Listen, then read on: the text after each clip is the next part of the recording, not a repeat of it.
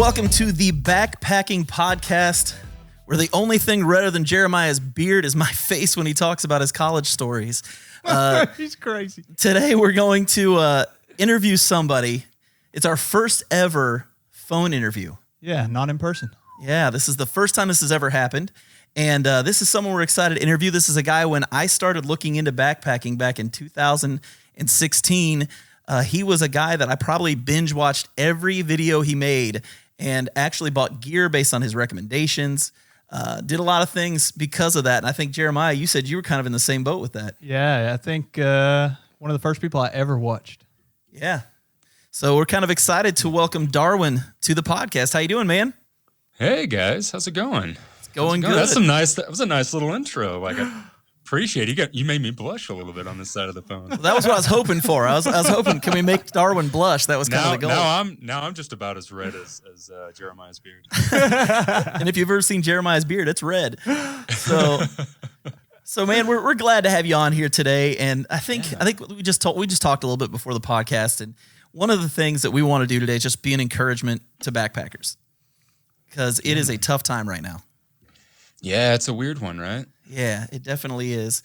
So instead of getting focused on a disease and a virus and all this kind of stuff, we want to focus a little bit more on the important things of backpacking. And the first thing we want to talk about is the fact that you and Jeremiah both have way better beard game than I do. Don't cheat yourself. You need to step that game up. I'll tell you, man, you guys, I see those beards and I'm just like, man, I got work to do. You guys got it going on. Time, though, right? Like you can, like, now's the time to grow the quarantine beard. Like, you just let it rip and let it get nasty and weird, and yeah, it looked like some guy who's been stuck in a bunker for 25 years or something. Yeah, that's basically what I look like. The secret to a good beard, you know what it is?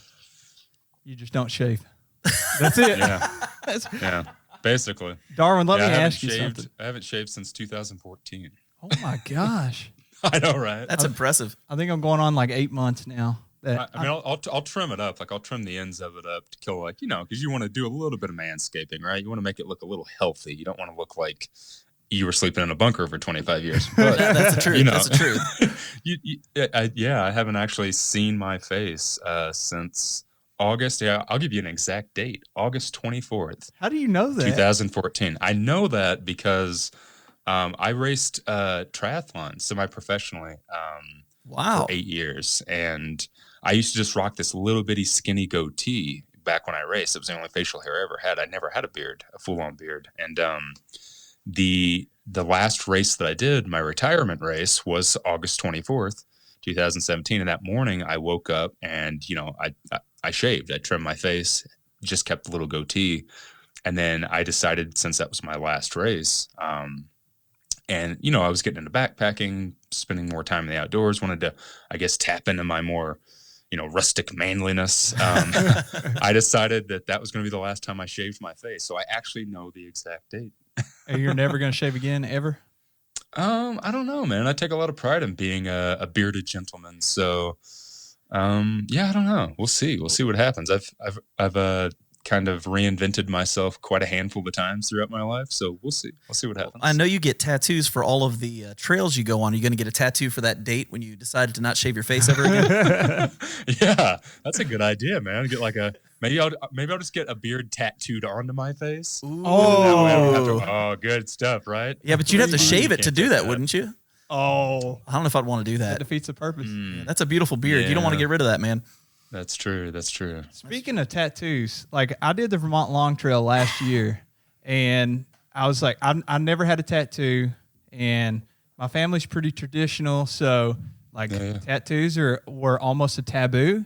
And I was like, I got done with the Long Trail, and that took me like a month, and I was like, man, this is amazing. I want to document this, and my idea was to get the outline of the state of Vermont with the trail like tattooed in it, and then maybe some like peaks on there, some really good memories and that kind of stuff. Yeah. But I keep having an argument with my friends, like, where do you get it tattooed? And everybody's like, on your calf. And I'm like, I think it looks super cool on the forearm. Yeah. I mean, wherever you want to wear it best, man. It's weird. I wasn't a big tattoo guy for a long time. And I kind of got some of my first tattoos, some that most people have never seen. So my first tattoos are on my shoulder blades and on my back. and like, nobody ever gets to see those, right? So whenever Right. I first started getting tattoos, I just wanted them for me. It was all about like, well, I'm getting this for me, and like I don't want anyone else to see it. Um, and then yeah, it's, you know, tattooing is kind of like an addiction. Like once you get one, then you want another one, and then after a while, like it just becomes like normal. It's like going to buy a new shirt. Yep, you're You right know, about that. like, oh, it's time for a new shirt, and you know, you go get the new tattoo. And for me, it's always been things that are, you know, there's a lot of people that will get kind of like all the hikes that they do on their legs, and a lot of tattoos representing a lot of things, but all of mine all hold a very significant time. So, you know, like I have the AT tattoo on my leg, on my calf, and the PCT and the Arizona Trail. But the reason I have those isn't because I completed the trail. The reason I have that ink is because my life changed whenever I was on those trails. Like I have some very big moments in my life that happened that came from those trails, that came from the last 5 years. So basically, every piece of ink that I have represents something, some sort of turning point in my life, that kind of allowed me to make a big decision. So yeah, it's kind of weird. I don't think I've ever really talked about why, you know, I have certain pieces of ink, but I think a lot of people, yeah, like what you're saying, you know, you get a tattoo from a trail, from a hike, to kind of represent that you completed it and that you spent time out there. And mine are really more about kind of the turning point in my life when I was on that trail, and what I got out of it. So, oh, that's incredible, man. That's awesome. I'm like you on that. I actually have a forearm tattoo that's in Greek, and it represents my dad when he passed away. And oh, nice. I was a worship leader for 11 years, and whenever I played my guitar, that was looking right up at me the whole time, so I could always look at that and remember my dad. So nice, man. I totally get that, and man. that's what it's all about. Totally.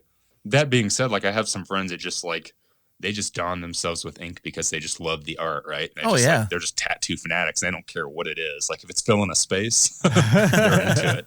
But you know, for them, it's more of an art gallery, right? Like they just like to have that art gallery on them. Yeah, totally. You know, we went out to do the AT in 15, but I didn't get like the AT tattoo on the back of my calf until end of 2017. So, you know, it wasn't because I completed the trail. It's just because like that trail really, really, really changed my life. So yeah. What's the biggest change that happened? Like whenever you did the AT, either while you're on it or like while you're completing it, what was that giant turning point? Or if there was like one big takeaway? Oh man, so many takeaways. You know, for me, my wife and I have been married. I got married when I was 21. I had we had a house and, 2-car garage, and we both had careers. I was a machinist, tool and die maker by trade. My wife was a psychologist by trade. I owned a restaurant for 8 years. I owned a recording studio for a couple years. So I kind of did the whole American dream thing, right? You have a career. I was an entrepreneur. We were married, but we didn't really want kids. So we had this house, we had these jobs, and every weekend, because I was racing triathlon at the time, we would travel on the weekends. So we were basically never home. I was like the last dude to mow my grass. My grass was always crazy high. I hated, awesome. To be honest, like I hated being a homeowner. I thought like, oh yeah, owning a home is going to be great.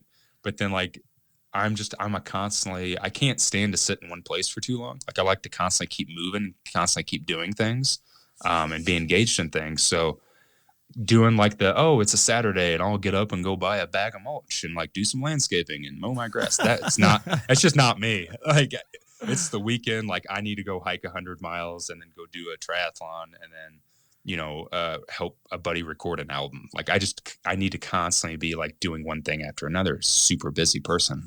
Just kind of how I'm wired.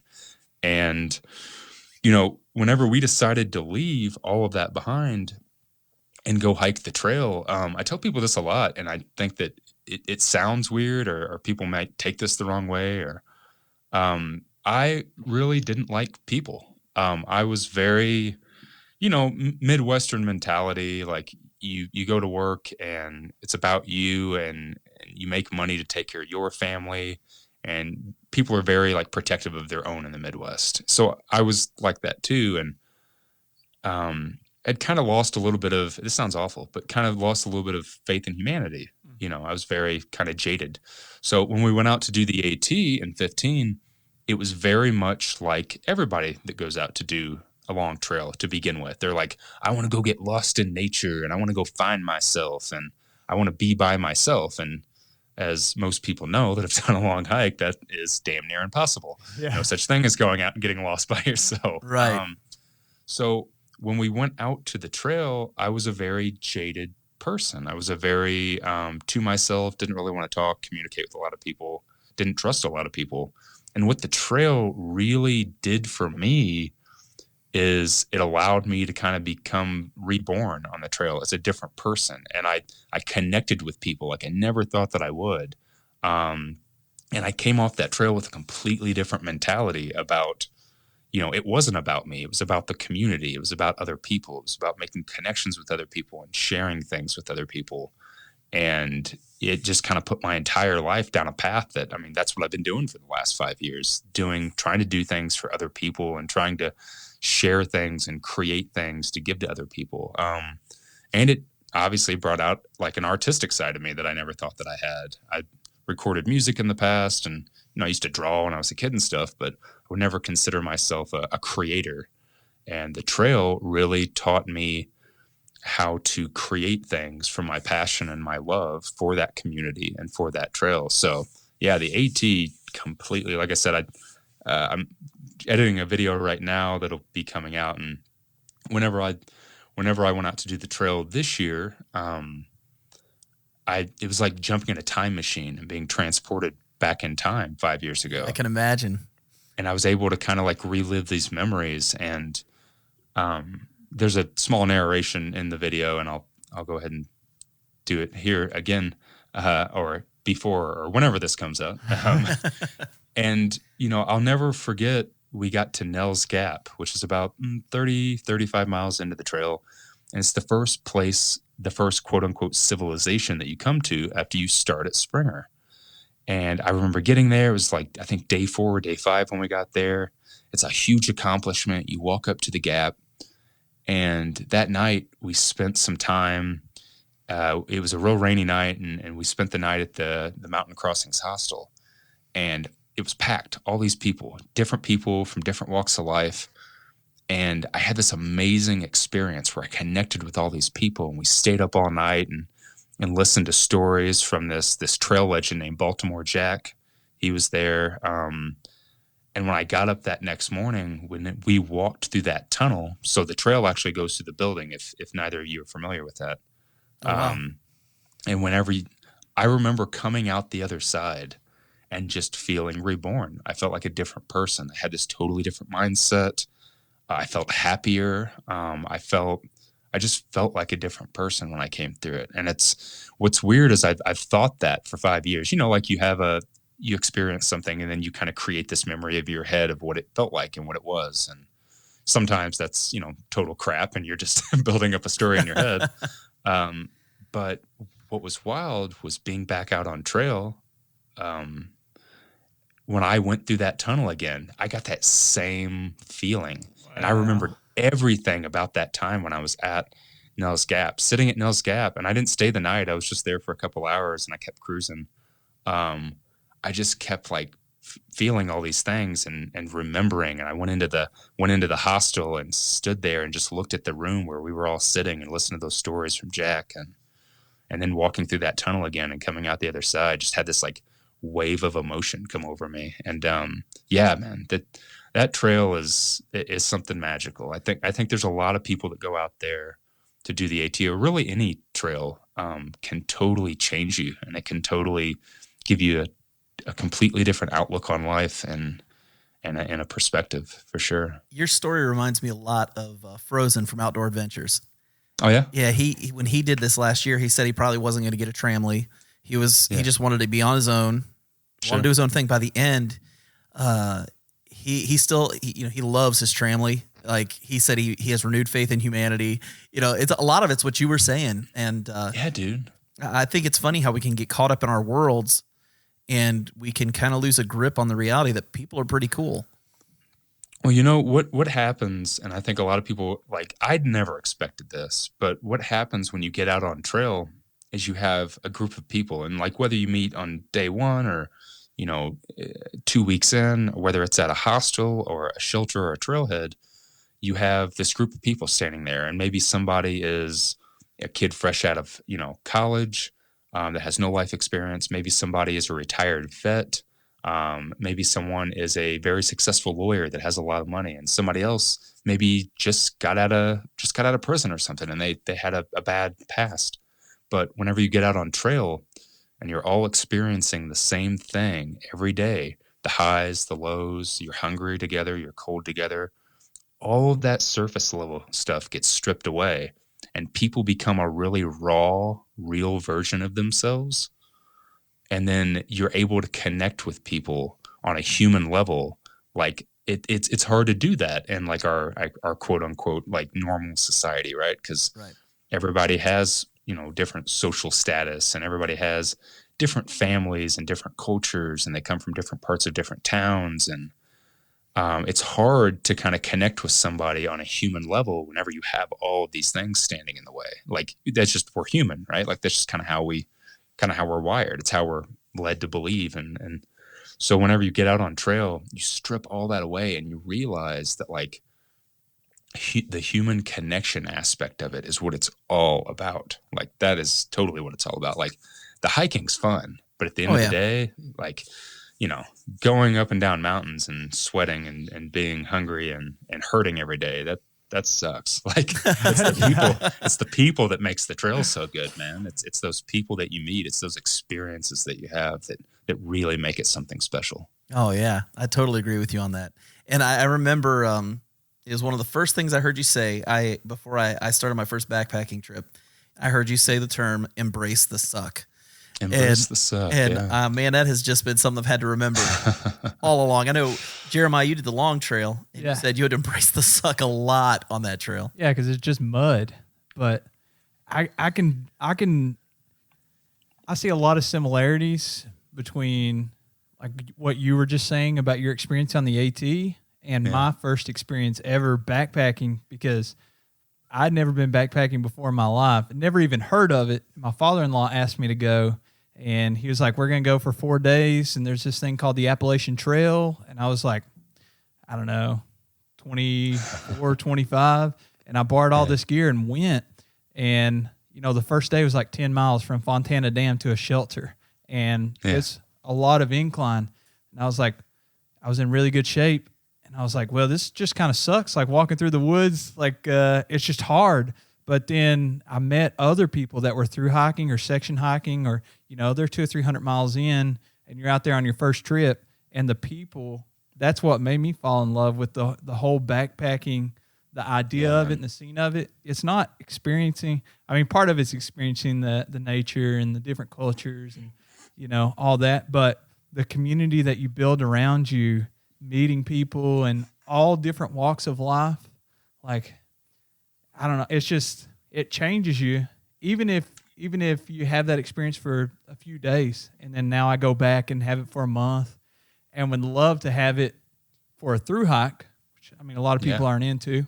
But I want to know, because I'm married too. I got married about the same time as you, same age, and I want to know, like, did you have to convince your wife to come on board, or was she already? I assume you all had a lot of similarities in the kind of things you were doing, like the triathlon, and she probably was a little outdoorsy and stuff too. But how did you get her into the whole scene? And I know y'all spent a lot of time doing stuff. Yeah, it was actually the opposite, man. I think that this always like shocks people when I tell them. Doing the AT was her idea. It wasn't my idea at all. I didn't know that at all. Wow. Yeah. Drop the wow. Yeah, so we have we've been married now for 13 years, and we've known each other since preschool. So we go way back. We were best friends in high school. We dated as friends in high school. She didn't want to date me because I was kind of a bad kid in high school. I played in a punk rock band, so you can kind of create your own story. Nice. What was the name of the band, by the way? Wow, nobody's ever asked me that. The band was called Goodwillin'. Nice. Like like going to the Goodwill, like Yeah. you're Goodwillin'. Wow. Yeah, that was the name of the band. And then I was in a band before that called Murphy's Hawk. Nice. It's always good names. Man. Absolutely. Thank you. And she was a little bit of a goody-goody back in high school, but we were really good friends. So we would go on like these friend dates, and not to like go too far back or whatever. But whenever we got married, I always wanted to travel. Like I've never been a big person that has really liked. It's just kind of classic, like cliche Midwest kid. Like I want to leave my hometown. I don't want to be there. I want to go travel the world. And for years, I wanted to travel, do some European backpacking. Like I wanted to go to Europe and backpack around Europe for like a year. And when I was a kid, I did the same Midwestern thing. I was in Scouts and we went hiking and backpacking, and I grew up in the woods. Like I spent a lot of time in the woods. And when I grew up and got a little bit older, going through middle school and high school, I kind of fell out of love with hiking and backpacking because I was more into music, more into all those other recreational things that you do whenever you're into bands. Whenever we had been married for a few years, I found out that she had never went camping. She had never stayed in a tent before. She grew up in a family that just like, they didn't camp. They didn't go out and do things like that. So early on, like I would take her camping. We'd go car camping and she loved it. And then, 1 year on our anniversary, I took her kayaking. She was really mad about it because she didn't like the idea of kayaking. So I surprised her with it. She was mad. She was really mad. Great surprise. But fell in love with it. And then that kind of became our thing. And then as the longer we were married, we had bought this house. And then I decided that I wanted to get back into backpacking, something I had done when I was a kid. So we decided to get some gear, and we started kind of going on backpacking trips. And then one of the places that we would go quite a bit was actually Red River Gorge. Our neck of the woods.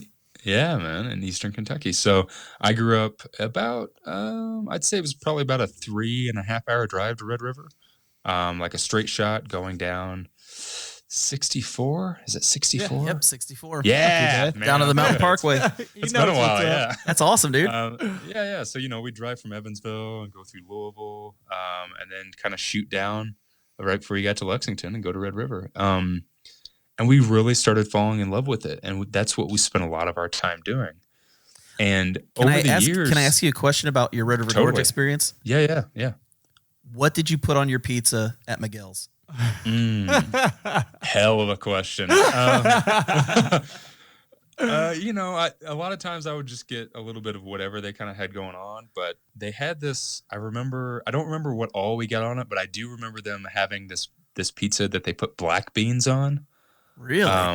Yeah, they did this black bean pizza, and like it was black beans and spinach and onions. And at the time, we were going down there a lot. I was a vegetarian, so anytime that I could get like pizza with like really bizarre toppings on it, like that's totally what I would always go for. Nice. But yeah. So the whole time that we were married, God, I love Miguel's. I would love to. I was somewhere not too long ago. Where was I at? Oh, I was in Phoenix, Arizona, and I was coming out of a brewery. I have some buddies that own a brewery down there, and coming out of the brewery, and there was this Element. I don't know who makes that. Honda. Honda. Okay, I'm not a car person. I drive a big van. Like as long as I can store a bunch of crap in it and live in it, like that's all I care about. There you go. There was some like Honda Element parked outside, and I walked past the back of it to get to my van, and I stopped and had to take a double look, and there's a damn Miguel sticker on the back of the window. Yeah. That's like, great. With the little, the face with the mustache and like the flowing hair. Yeah, I know exactly what you're talking about. It was great. Well, I will tell you this, that you have an open invitation whenever you're in the Kentucky area. I know 3 guys here in Kentucky who will take you out for a weekend backpacking, and you will get steaks the first night and we'll eat Miguel's the next day. So steaks the first night. That's pretty heavy duty. Man. We're hardcore when we go out, man. Like nice. It's steaks and potatoes, man. We're gonna eat high class when we go out. Nice. So I might take you up on that. Yeah. So, the whole time we were married, I constantly wanted to travel more. For a while, I wanted to move to Chicago. It was right before we bought a house. I was like, hey, let's move to Chicago because we used to go up to Chi-Town a lot. At one time, we were going to move to Louisville, Kentucky. At one time, we were going to move to Knoxville, Tennessee. And she's more of a family person. And I've never been a big family person. Never really been that connected to my family. So I always wanted to go and get out of town.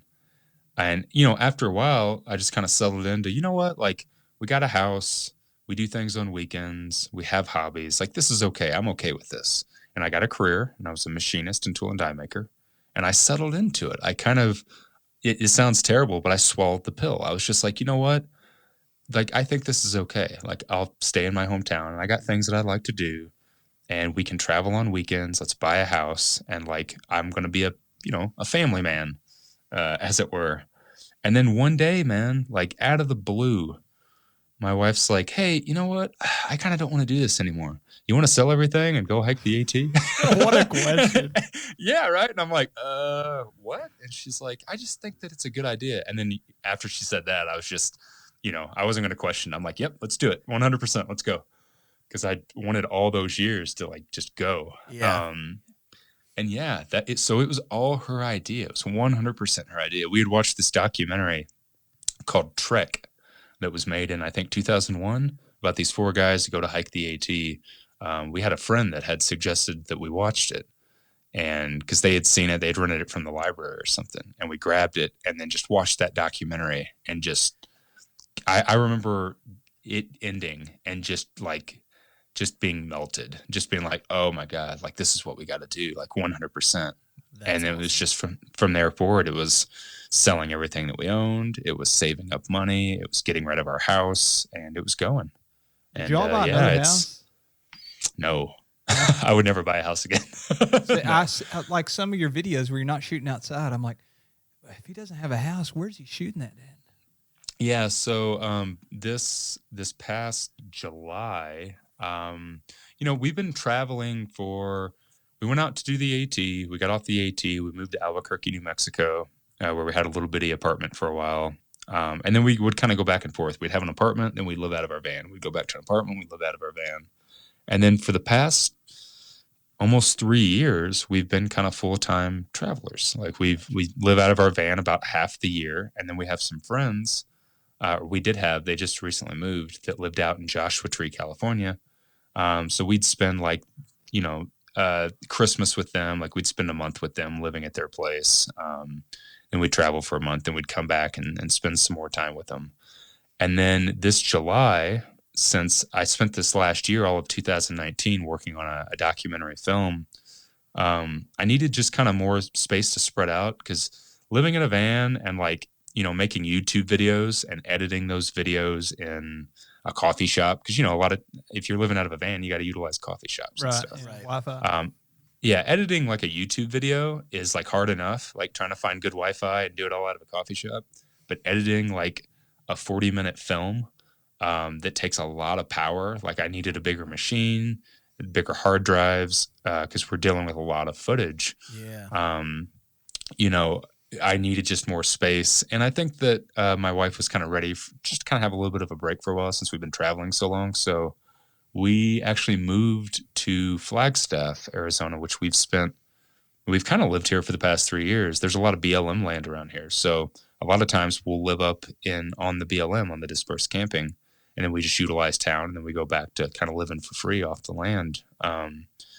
So we just decided to kind of get a little place. I was originally going to just rent an office space to edit the film.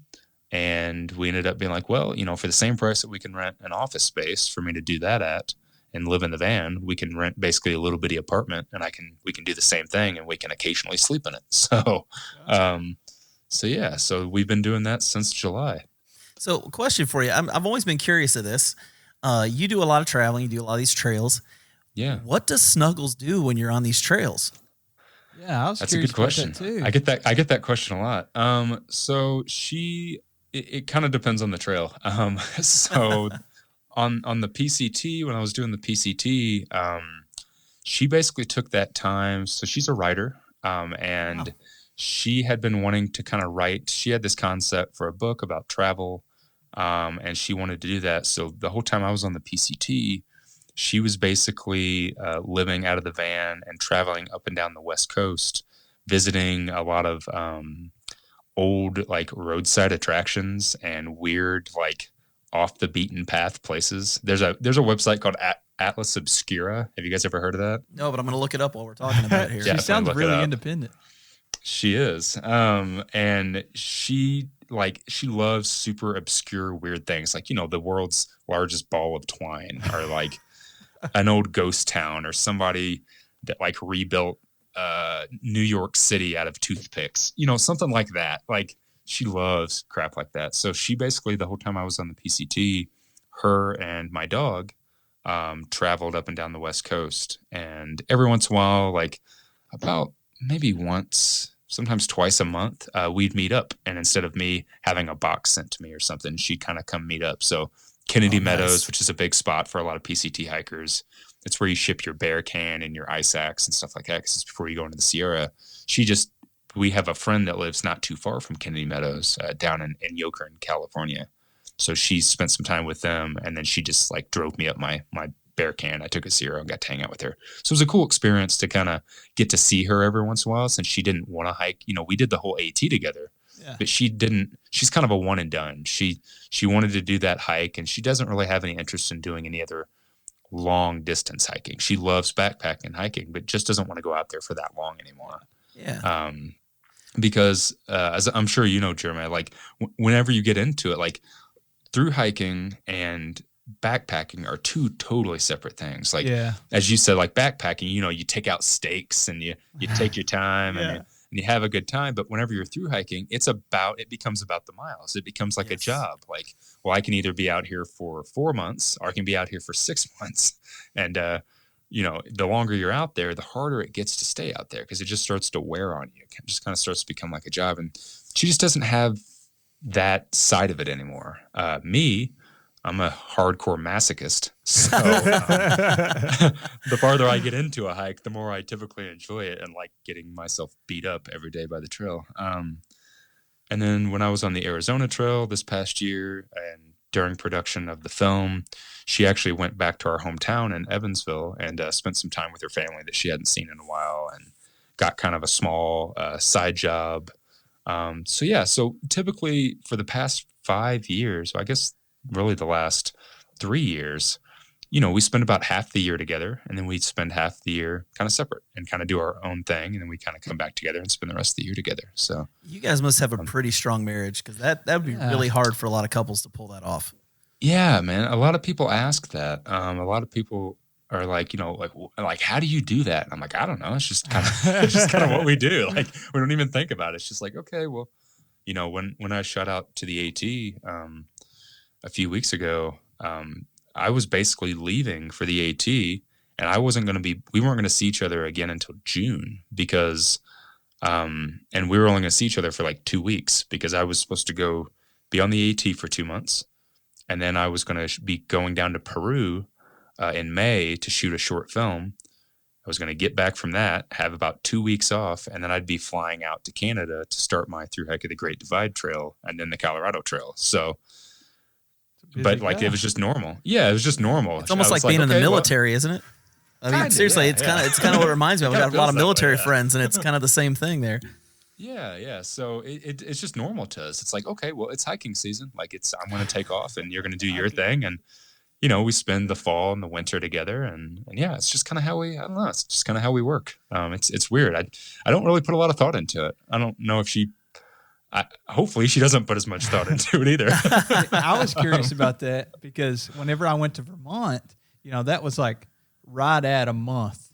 And the hardest part to me wasn't the physical part. And I met all these amazing friends who I'm actually hanging out with later this year. And the hardest part was like being away from the people I love. And like, there's no intimacy at all. Like, you can't hug your wife. And that was really hard on me emotionally. And I was like, I don't think, like, unless my wife is with me, I don't think that I could spend more than 3 or 4 weeks, because it's so, just for our relationship, it just feels so hard. So sure, yeah, yeah, and like the thing that I've really kind of come to do is I talk to her a lot when I'm out on trail. So, yeah. I call her a lot when I'm on trail, or like if there's a tough day that I'm having or something that I think's funny, like I'll just randomly give her a call. Most times she doesn't want to talk to me because she's doing her own thing. She's like, I don't care. I know the trail's hard. That's why I didn't go and do it. That's great. Smart girl. But yeah, way smarter than I am. But yeah, that's just kind of how we've always functioned, and I guess we've made it work to this point. So. See, that's so cool. We're talking about doing the Camino de Santiago, and we haven't picked a route, but doing that together because it's quite a bit different than the AT. And absolutely. I don't know what to do with the dogs. We have 2 dogs, and is there ever a point where you all can't take your dog? Like you said, it travels with you, but yeah. So whenever we did the AT, our dog stayed with my mother-in-law. So she lived with my mother-in-law the whole time we were doing the AT. And then whenever we travel together, she used to be with us all the time. And then, whenever I'm usually on the trail, because my wife is not into doing long distance hiking anymore, she just kind of travels with our dog. But in 2018, and this sounds really sad when I say it, in 2018, we retired her. So, I know. Yeah, I was waiting for that. And trust me, like nobody says "oh" more than I am. I can imagine. She's like, she's my best friend. So it's really hard for me not to have her around. Yeah, I can imagine. She's a big black lab. We've had her since like she was small enough to fit in my hand. So like she's, like super connected to that dog. We ended up retiring her when I got done with the PCT.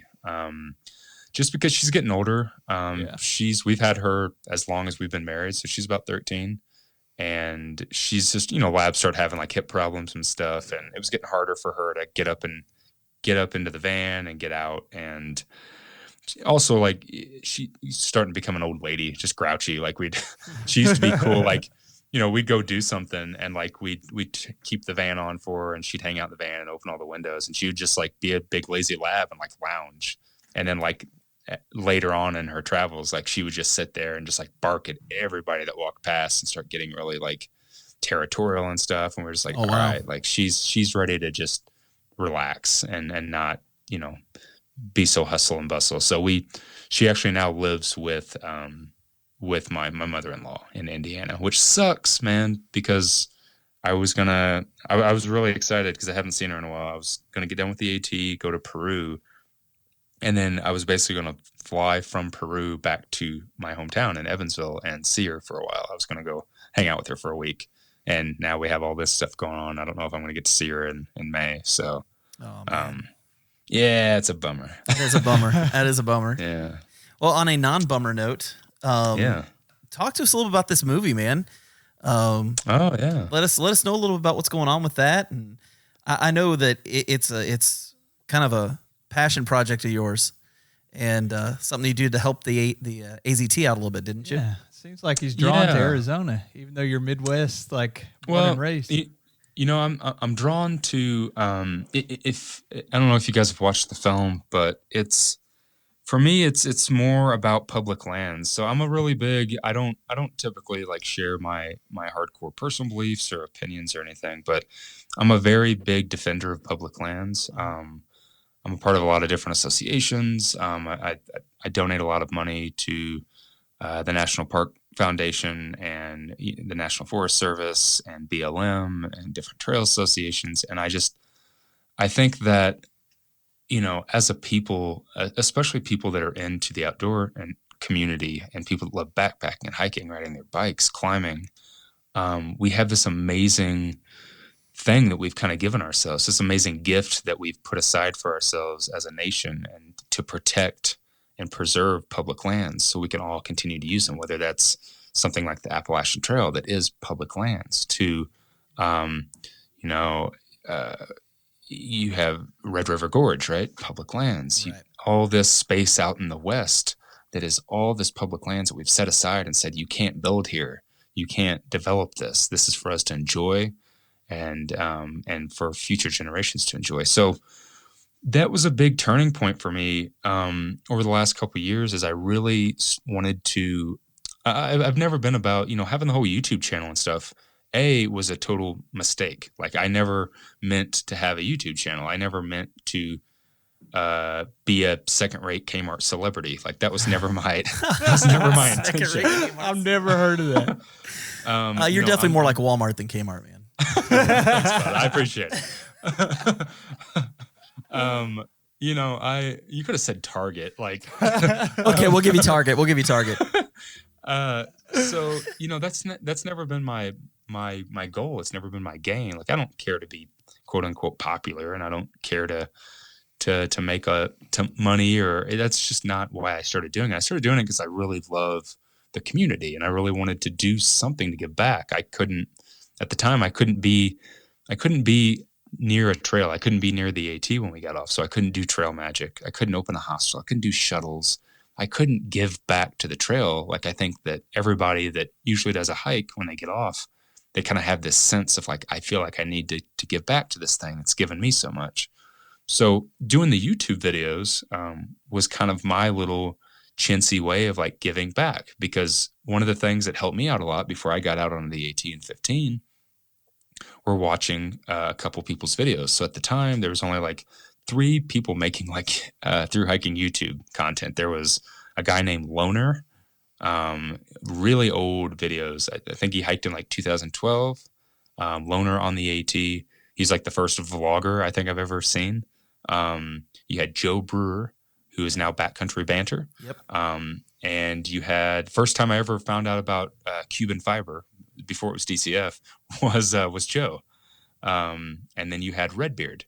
Redbeard. I've watched a lot of Redbeard. He just got done with his AT hike, and that's the first time I had seen like, what we all have now come to know, and what we all do is like guy sitting in front of the camera, like, a bust shot of on up and him holding a piece of gear and talking about it. Your talking head backpacking YouTube video, right? Like that was Will. Like, to me, Will created that. That's awesome. So, when I got off the trail, I was like, I can do that. I can turn on a camera and talk about it. And maybe like my recommendation, or maybe my, just talking about something that worked for me, maybe that'll help somebody else make a decision, because it definitely helped me. So that's why I started doing it, because I felt like it was a way that I could somehow give back. And that's always been my goal. Well, over the past couple of years, I mean, everything happened and things blew up, and I'm, I guess, got a big channel, and most people know who I am, which is still really weird for me when I go out. I can imagine. Well, because I mean, you guys know, like you create things in a vacuum, right? Like it's just me. Like, I shoot a video, I edit the video, I put the video up. So like, I'm my only audience, and I don't realize that there's that many people that are on the other side that are watching it. And once you make something, you put it out, and you never look at it again. Like, that's it, you're done.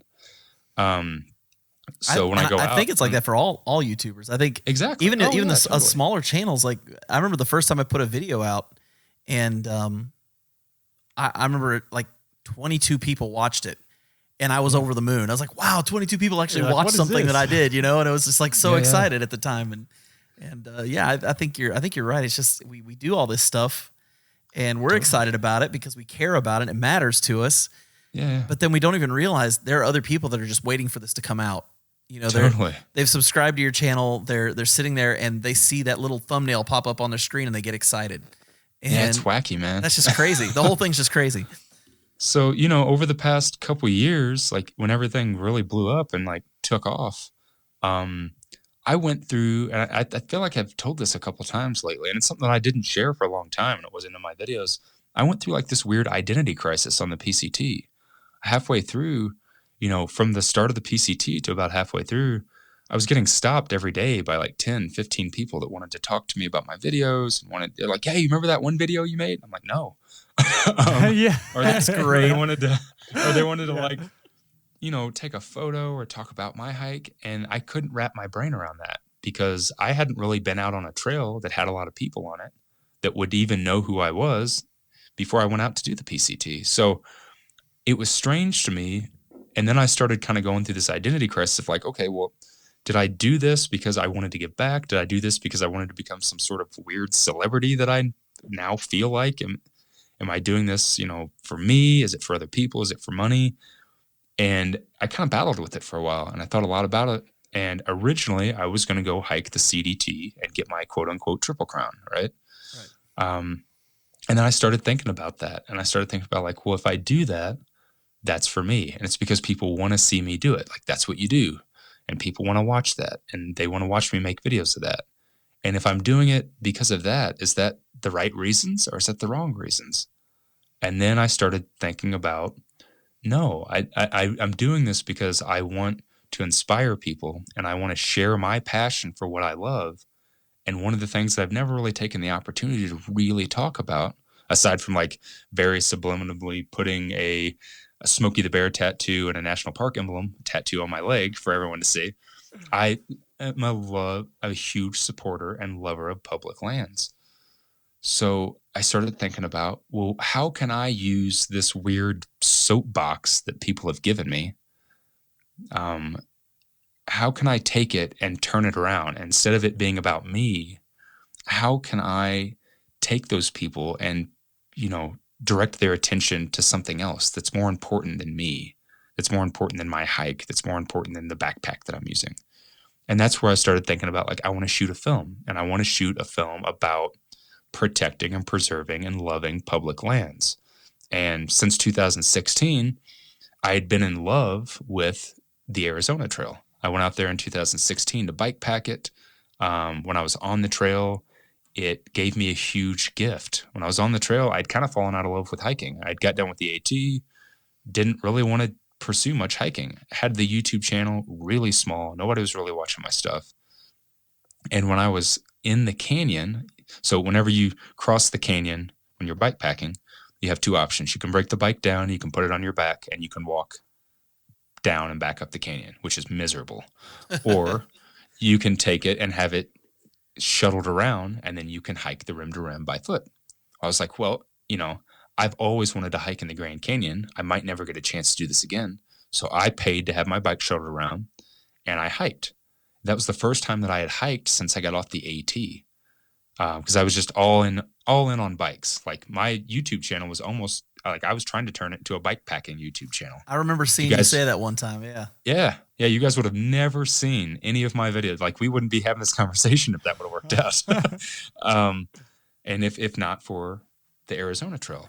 And when I was on the trail and I was walking through the bottom of the canyon, I fell back in love with hiking. I fell back in love with the trail. And it's where I started getting the idea and making the commitment. I was like, you know what? When I get off of this trail, I'm going to go back to Albuquerque. I'm going to buy a camera. I'm going to buy a mic that's worth it. Like, at the time, I just had like a GoPro. I was going to buy a nice camera, and I'm going to commit to making a YouTube video every Thursday, because I want to give back. I want to be more connected to the trail. That's what I care about. And I ended up twisting my leg and tearing my meniscus in my right knee as I was coming up the canyon to the other side. I had to get off the trail. I had to cut my ride short. And when I got back to Albuquerque, I took the money that I had saved for the rest of my trip. I bought that camera. I bought the mic. I committed to making a video every Thursday.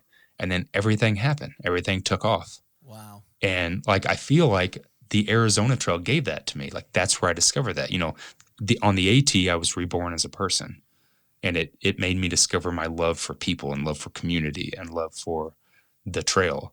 And then when I was on the Arizona Trail, it made me fall in love with being a creator, a content creator, and giving something back and making that my sole mission.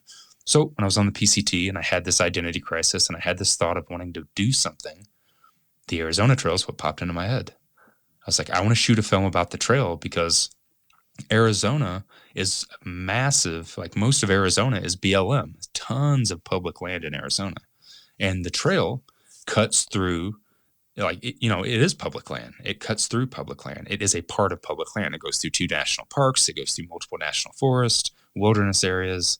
It is a perfect representation of what it means to have pride as an American or as someone that lives in this country, if you're not into the whole like patriotic thing, which I'm not, about being proud that we made a decision to set aside these public lands, and that we make a decision to, you know, pay our taxes. Well, we have to pay our taxes. And that goes to protecting these places. So I was like, Arizona Trail is perfect. Absolutely perfect. So I'm just going to go out and I'm going to shoot a film about this trail and try to turn the concept of the film, not really about the trail, but if you've seen the film, you'll know coming out of it, the trail plays a part in it. Like the trail's a character, but the film's really about the trail, like the universal trail, right? The people. Right. It's about the connections. It's about protecting it, giving back to it, and making sure that it's still there so we can continue to enjoy it.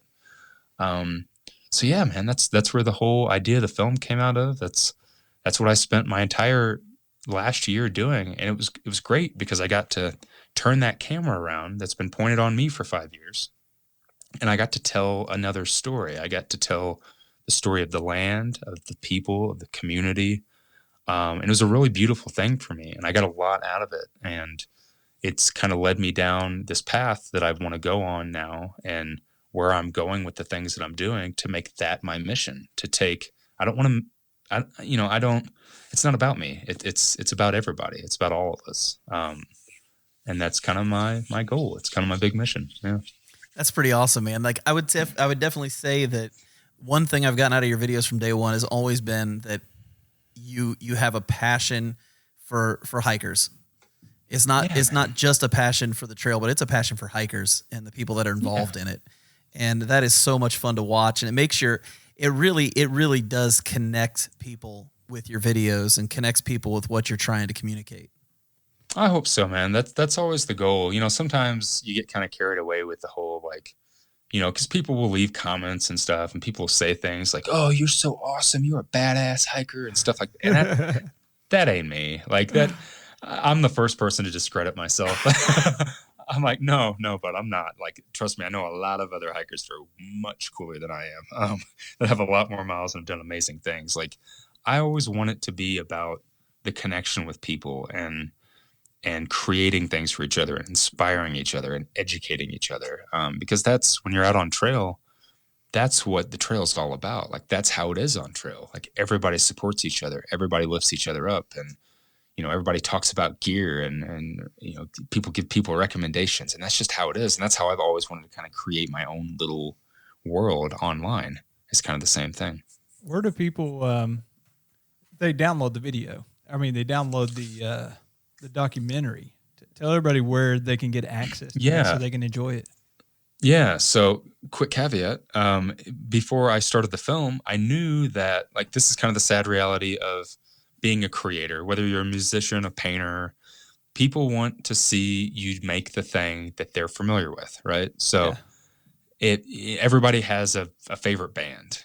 Right. And usually people are like, well, I love this era of this band, but I don't like their later years because they started doing different stuff. Yep. Right. Everybody's like that. Well, me personally, I'm a big audiophile. I've always been into music. I'm not that way. That's actually a big pet peeve of mine. When I hear people say that, it kind of like makes my skin crawl a little bit, because I personally, like, let's take Neil Young, for example, right? Amazing, you know, very well-known Neil Young. I'm more interested and just as interested in what Neil Young's making today and the statements he's making today and the music he's playing today than the music and statements and stuff that he made back in the 60s. Like, I'm invested in him as a creator, as a musician, and I love anything that he does. And as an artist, you don't want to be confined to one area. You want to move outside of that. You want to explore new things and try new things, whether it's music or art or video. Well, one thing, a pill that most of us have to swallow is, why do people subscribe to my channel and watch my stuff? Well, they want to watch me hold up a backpack and talk about it and move my eyebrows around and throw my hands around. And they love that eyebrow. Right? Yeah. But that's what people want to watch. And I like, I'm super, like, I think that's amazing. Like, it's still, like, it flatters me very much that people care. Or they want to watch me walk past a camera and hold up the camera and talk about my day on the trail. So, you know, over the years, I've dabbled with other things. I've made little videos where there wasn't much of me talking. It was mainly visuals and music. I put out some Scotland videos last year that a lot of people didn't like because I didn't really talk in them at all. Oh, I love those videos. I'll just be honest with you. I actually love those videos. Thank you. I watched yours. I watched yours and Plug It In. Like, you two were the two guys I watched, man. Those were great. Nice. So I knew that if I was going to do this film, that, YouTube wasn't going to be an option. It wasn't going to be, I didn't want to put it on YouTube, because even if I put it up on YouTube, like, people wouldn't be interested in it because people want to see me. Like, that's why they're invested in the channel. They want to see me talk about me and the things that I'm doing. So last year, before we started production on the film, I launched a media company and a website called Outdoor Evolution, which is theoutdoorevolution.com. And I wanted to put the film out under Outdoor Evolution. So after I got done with the film, and I gave it to the Arizona Trail Association, which is, I'll go into in a second what I mean by that. I wanted it to have a life after it just being about me and being me. And plus, if you guys have seen it, I'm only in the film for maybe 15 seconds. And here and there, like, there's a piece of B-roll of me walking past the camera, but it's not about me. So the film is available on theoutdoorevolution.com. There's a little tab up in the corner that says films, and then you can go there and download it. And right now, we only have it on Vimeo. So when we released it, a lot of people will release a film on Amazon and iTunes and all of those. Well, Amazon takes a 50% cut of everything that you sell.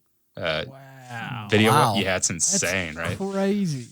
iTunes takes a 60% cut, and they have all these crazy stipulations of kind of these standards that the film has to be held up to. Yeah. But Vimeo is a creator-based platform. So it was created by filmmakers for filmmakers to basically put theirs up. So Vimeo only takes 10% for hosting and downloading and everything. Yeah. And the whole point of the film, and why it's not just sitting on YouTube for free for everyone to watch, is the point of the film was to raise money for public lands and to raise money for the association. So 50% of every single download goes to the Arizona Trail Association. And then, this is funny, I had to say this the other day on something, because I think a lot of people are like, well, where's the other 50% go in your pocket? Like, no, actually, I'm not taking a penny from it. 10% goes to Vimeo. There's like a 5% transaction fee. And then the rest of it, like what is that, 35%? Yeah. Is actually going, it's been set up from day one to go into an account that's going to fund the next film project that I'm starting at the end of this year. Nice. So Very good idea. Yeah. So yeah, that's a long way of saying it is available on the outdoorevolution.com. And the whole, what I said earlier with it having a life after me, is the whole idea for the film was every time that we did a showing, when we premiered it, we gave 100% of the proceeds to the association. Every download, we wanted to give 50% of the funds to the association. And then I want to do that for a year. And then after that year is up, so basically next February, I'm going to give the film to the association as a gift to do what they want with it. Oh, that's great. 100%. Yeah. So whether they want to keep it as it is and just take 100% of the proceeds, whether they want to take it and use it for educational purposes or use it for archival, or they want to put it on Amazon or whatever they want to do with it, it'll be theirs. So very cool. Well, I know I bought it a week ago, 2 weeks ago, something like that. All right on. Is there a way to donate more so that the association gets more? Yeah. I mean, go to the Arizona Trail Association's website and just send in a donation. Absolutely. Yeah. Don't give it to me, because then they'll have to do transaction fees and all that stuff. Oh, yeah. Very cool. Take it straight to the association. Yeah, man. Again, like, I just think that the trail has done a lot for me over the last 5 years. It's given me some amazing gifts, both physically, mentally, spiritually. And if there's something I can do to, I constantly tell people, I feel like I have this like debt that I have to repay to the trail for everything it's done for me. And again, when I say trail, I'm not talking about the Arizona Trail. I'm talking about the trail, the universal spiritual trail, the community. So yeah, if there's anything I can ever do to give back to the trail, that's kind of my whole goal. That's my whole purpose in life right now. I'm glad you gave us the long answer, because I was really curious because I do YouTube as well. Yeah. People don't understand, if you want, a production value that hits a certain level, it takes a lot of work, a lot of forethought, and a lot of like work after work, just production wise. And I was curious on the YouTube versus the film, because producing film is completely different than producing a YouTube video that's going to last 8 minutes. Yeah, it was a lot of work, man. We ended up shooting over a year, and the whole point of the film was to be kind of a community project. So, number one, when I went to go start production of the film, when I kind of came up with the idea, before I went any step further, I got a hold of the association. I'm like, hey, you guys don't know me. I've been a member for a couple years of the association.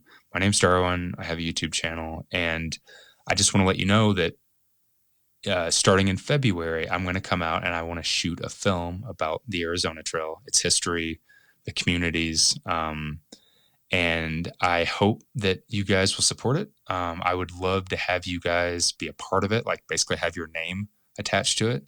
And regardless if you want to or not, if you want to set up interviews with me or not, just know that like my whole plan is to give 50% of every penny that's made off of it to you guys for a year. And then I just want to give the film to you just as a gift. I just want to donate it to you. And obviously, Matt Nelson, the director of the association, who's in the film, sent me an email back. And he's like, absolutely. It's not like they're going to say no to that one, are they?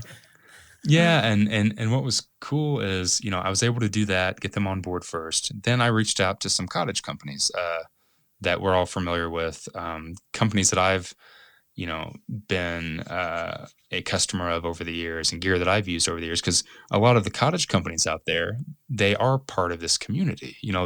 They're small companies that are started by hikers that are making gear for hikers. So, obviously making a film and spending time traveling and shooting interviews and gear and editing and all that, it costs money. It's not just like, as you guys know, shooting a YouTube video costs money, but making something bigger costs quite a bit more money. So I was totally 100% okay with funding everything out of my own pocket because I really wanted to do it. But I decided I'll reach out to some of these companies and see if they want to jump on, throw a couple bucks to it and help this be a thing. And I was lucky enough to have some amazing people, some amazing companies step onto the project as well, and support it and help fund it. And then I wanted to work with other thru hikers. So I ended up working with 2 other thru hikers that are media creators in the community. One is Nemor. Nemor came out and traveled with me for 2 weeks, and we shot a bunch of the interviews. And then we were supposed to hike together. He ended up getting injured and had to get off the trail.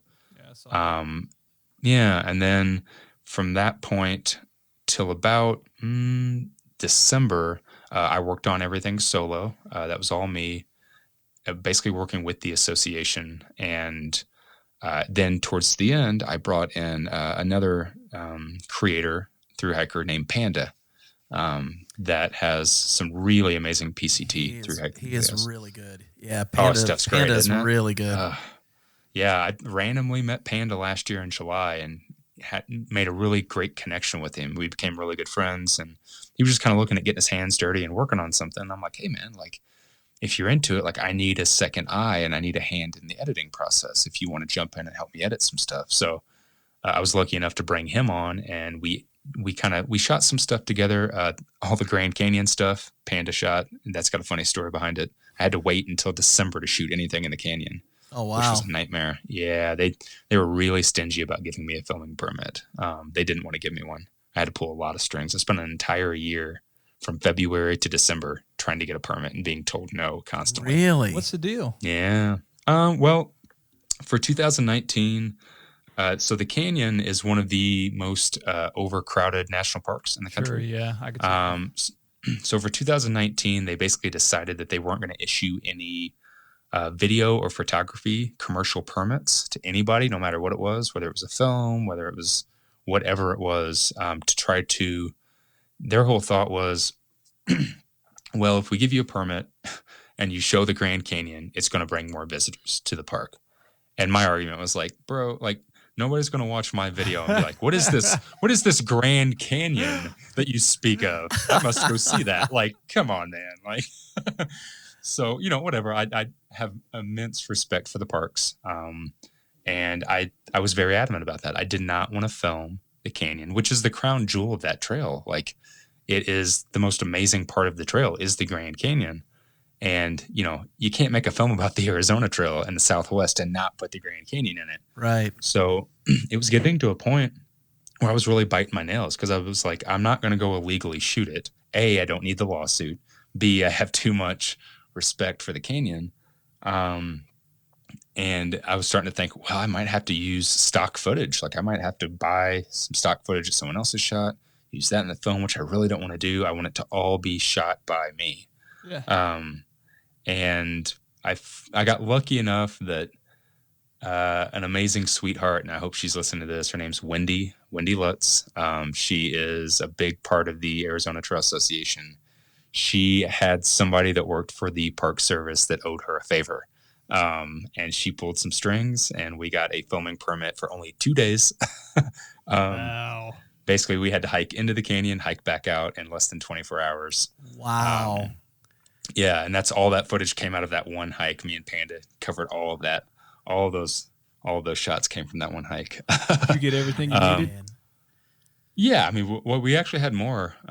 So, we ended up using about 60% of the footage that I shot all year in the film, and then the other 40% kind of still sits on a drive, just because it didn't fit into the story. But so, anyways, brought Panda on, and then yeah, it was just a really great community project to be able to do something and kind of incorporate every aspect of the trail, like the association that maintains the trail, the hikers that hike the trail, the companies that make gear for the hikers to hike the trail. So it's a really great project to be able to do and to see how it came out. And yeah, it was a lot of work in kind of answering your original question of like how it was to edit it compared to doing a YouTube video. Quite a bit more. Yeah. Definitely a lot more hard drive space, a lot more building a story, and kind of doing that side of it versus just me talking to a camera or me, narrating something. It was really figuring out how to take other people's stories and their experiences and their passion to create one main story to tell a film. So that's really where the challenge of editing any film comes in, is trying to build that story and to keep people interested and to keep it flowing. And yeah, it was quite a bit of work. That's awesome. Yeah. How many gigs of storage did you take up? I think here I think that we had 8 terabytes. I was going to say had to be terabytes. Yes. Had to be terabytes. Yeah, I think it was about 8 is what we overall had. So I shot some of the stuff. Most of the stuff was shot on run and gun handheld stuff. But I did shoot some of the interviews, and some of the footage in the film was shot on a cinema camera. So a lot of that was raw, like 6K footage. And that stuff just takes up a monster amount of room. Yeah, that's massive. You're talking like 2 minutes of 2 minutes of video for 200 gigs, like a lot of storage. Yeah. Those are massive files.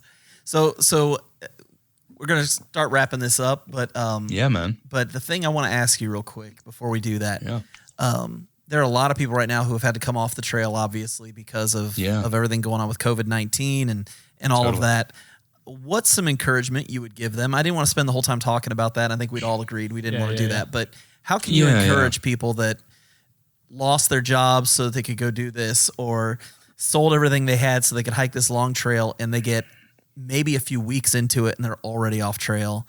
How do you encourage them right now in the midst of all this?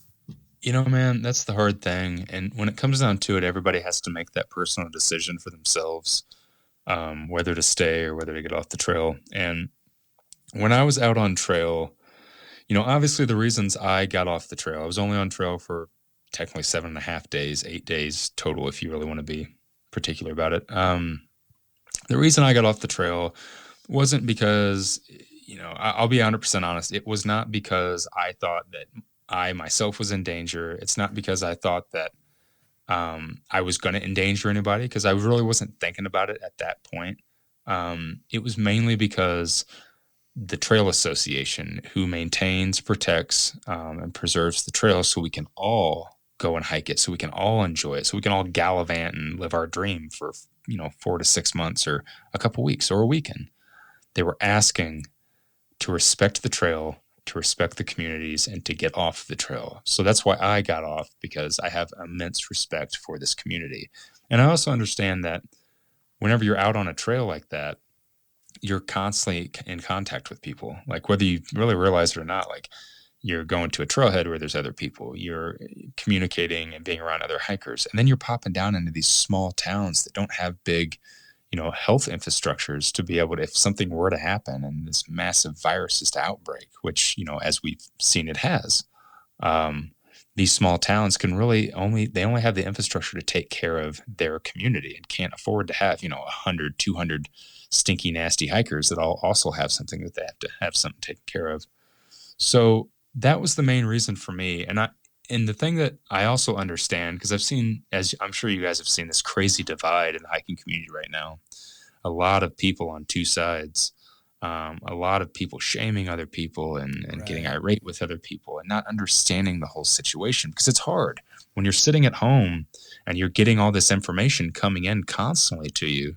Like you're up to date, like on the second it comes in. When you're on trail, some days you don't have service to see that information constantly come in. Some days you just don't want service and you're more in tune with the trail and you're out there experiencing it and you're not thinking about the quote unquote outside world.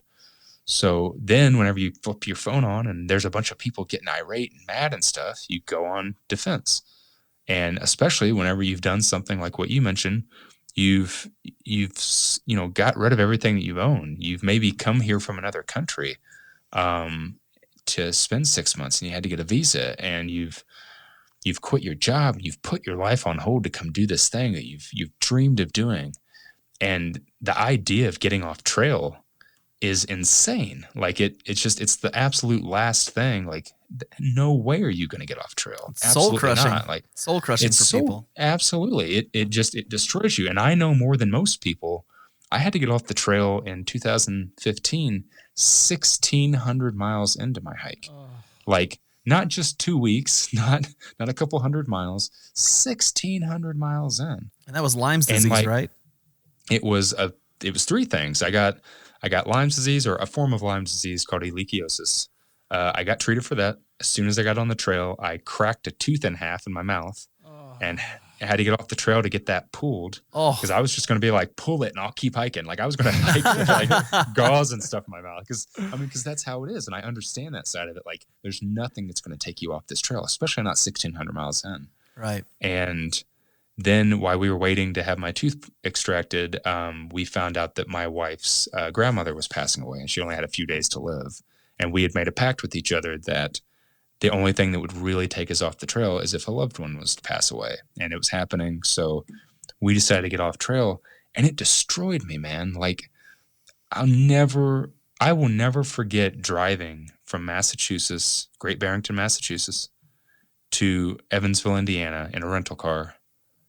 And the feeling, like we never talked. Me and my wife were totally quiet in the car. We didn't play music. It's just both in our own head, and like the awful feeling that I felt and how crushed I was and how just it took everything out of me emotionally. And I know that feeling. I understand that feeling. But in the end, the trail is always going to be there. Like the trail will wait for you. And if you had to wait 5 years to go do the hike, what's waiting a couple more months or another year? If you sold all of your stuff, and this is one thing that I think a lot of people aren't understanding, and I don't mean this negatively. I don't mean it to be vindictive or anything. If you got rid of all your stuff and you put a bunch of money into savings to go do this thing, like what was your plan when you got off the trail? Right. Like, you might just have to do that now. Like, But the whole thing is right now, as a community, we need to support each other. We need to respect each other. And we need to make sure that we can all continue to go back out there and enjoy those places. And those places right now need us to not be there. As much as we want to be selfish and we want it to be about us and we want to be out there and enjoying it and loving it and living our dreams, it's not about us. It's about the communities. It's about other people. It's kind of, coming full circle with our conversation here. Right. It's what I learned in 2015. It's about the other people. And if you're putting those other people's lives at risk, if you're putting your hike at risk, if you're putting yourself at risk, it's just the wrong reason.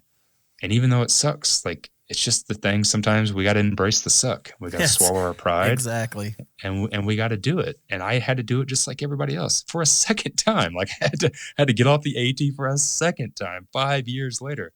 But I understand, like, it's what the trail needed me to do. And I hope that anyone that's listening to this, that maybe is still out there, maybe still plans on being headstrong and going out to start their hike in 2 weeks, to think about that side of it. I think there's a lot of new hikers that go out that have not had that turning experience yet. They haven't realized that it's about other people, and it's about having respect for the trail, and it's about standing up for something and practicing what you preach. And those people are thinking in a bit of a selfish light, and there's nothing wrong with that. If you go out there to hike for yourself, that's amazing, and you should do it. But it's not what the big picture is all about. It's about the trail. It's about the communities. It's about each other. And on the reverse side of that, man, people have got to stop shaming people that aren't out there and don't understand and don't have that frame of reference, because they don't know what that feels like. They don't understand what that's like right now. And it's confusing. It's especially confusing whenever you have trail angels and trail towns and companies like encouraging hikers to stay out there, being like, no, just keep going.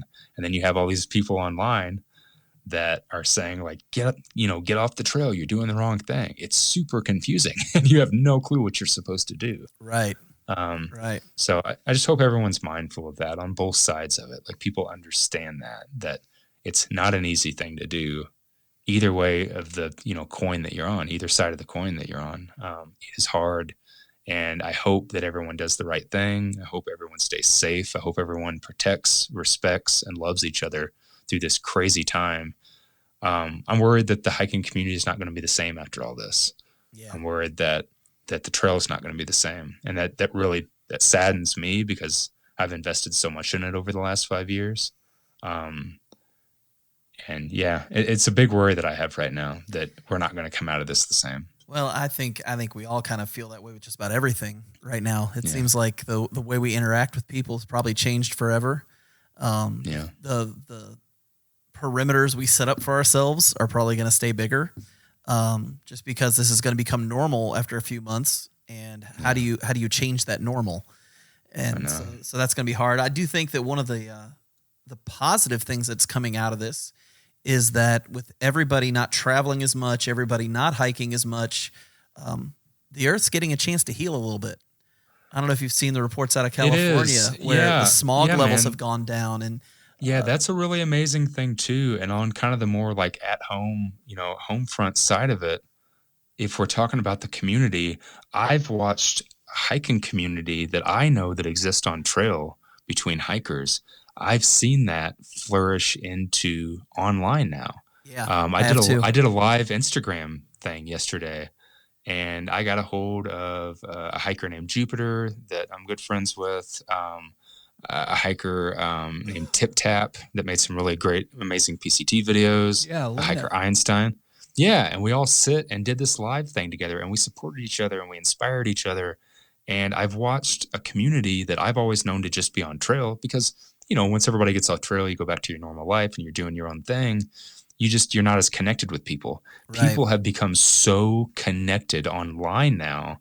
It's almost insane. Like, we've had this big dividing side of it where people are like in this dividing thing in the community, but I've also seen the community get closer off of the trail, which I think is a really amazing side effect of it. Like, that happened to us yesterday. That actually happened to us yesterday. We were, there were some backpackers. I'm trying to get some backpackers together to do a video together, and we were chatting about it online. And one of the girls in our chat room accidentally started a video chat, and we all just joined it. Yeah, and like the next thing you know, there's 7 of us all just sitting here talking and having a great time, and it was the best mistake ever. And it was because we're all longing for connection right now, and because we're all stuck at home, we're not getting it as much as we'd like, and so it actually is bringing people together in a way. Yeah, it's pretty amazing, isn't it? It's weird. It's like a double-edged sword. It's like it's dividing some people and it's connecting other people that have never been connected before. And I think that's a pretty amazing thing. So hopefully, my hope, and I'm trying to staying optimistic about it, that because people got closer online because of all this, trying to support each other, people postponing their hikes, that hopefully that will translate and it will let the hiking community be stronger. Yeah. And it will make us be connected. And I think that's the important takeaway from it. That is the truth, man. Well, we really appreciate you being on the podcast, man. This has been awesome. Man. This has been awesome. Thanks for having. Yeah, this has been a lot of fun for us. We've been looking forward to this ever since you and I started emailing back and forth. And we may have to get you back on here again at some point. It's been a pleasure. Yeah, man. Yeah, absolutely. I'd be happy to do it. I was going to say, I think there's about a dozen other questions I'd love to ask you to get on here. So, but I think we're running out of time. So, right on. But thanks for being on here, man. I can't wait for people to hear this and to hear your story, because I think your story is fascinating. Just from the days back in Evansville to where you are now, that's just fascinating. Yeah. And it's been great to hear about that. So, yeah, man. Well, for the Backpacking Podcast, I want to thank you all for listening. I'm JK. As always, I got my good buddy Jeremiah, and we'll catch you on the next one. Adios.